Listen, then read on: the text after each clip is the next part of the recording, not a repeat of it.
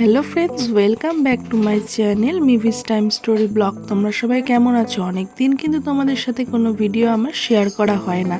তোমরা যারা মোটামুটি আমার ব্লগ দেখো তারা খেয়াল করবে যে আজ 15-20 দিন মতন কিন্তু আমি ভিডিও কোনো শেয়ার করতে পারিনি তোমাদের সাথে। তার জন্যই ফার্স্টেই তোমাদের কাছে ক্ষমা চেয়ে নিচ্ছি। প্লিজ তোমরা আমাকে ক্ষমা করে দিও। আর তোমাদের অনেক ভালোবাসা আমার সাথে সবসময় থাকে, যার কারণে তোমাদের জন্য আবার ভিডিও দিতে চলে আসি। তো ফোনের গ্যালারি ঘাঁটতে ঘাঁটতে দেখলাম এই ভিডিও ক্লিপ কটা রয়েই গেছিলো, দিয়ে তোমাদের সাথে শেয়ার করা হয়নি।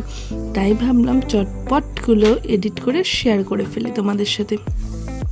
আর দেখো, এইটা হচ্ছে আমাদের দুর্গাপুরের এখানে ইসকন মন্দিরে আমরা গেছিলাম। এটা আমার ফার্স্ট টাইম যাওয়া ছিল।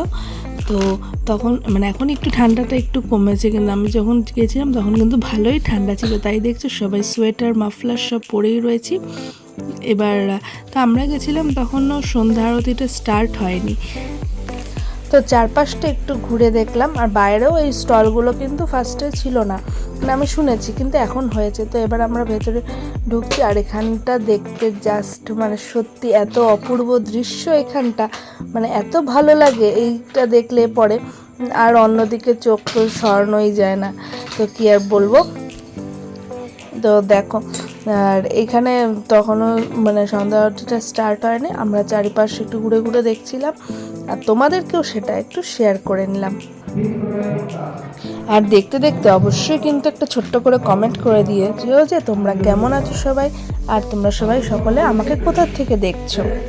আর যদি ভিডিওটি ভালো লেগে থাকে তাহলে কিন্তু অবশ্যই একটা লাইক করে দেবে, আর পাশে থাকা বেল আইকনটি কিন্তু প্রেস করে নেবে, যাতে আমি আপলোড করার সাথে সাথে সবার কাছে তোমাদের কাছে নোটিফিকেশনটা পৌঁছে দেবে ভিডিওটি।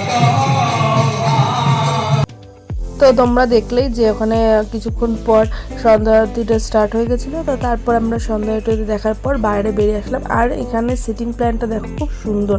বাইরে স্টলের থেকে খাবার নিয়ে তোমরা যখন খাবে, তো এই জায়গাটা এত ভালো লেগেছে আমার দেখে, সত্যি খুব সুন্দর লাগছিল দেখতে।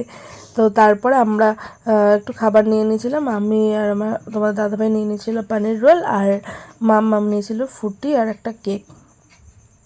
এখানে পনির রোলটা খেতেও কিন্তু জাস্ট অসাধারণ হয়েছিল। কোনো এখানে সম্পূর্ণটা নিরামিষ ছিল।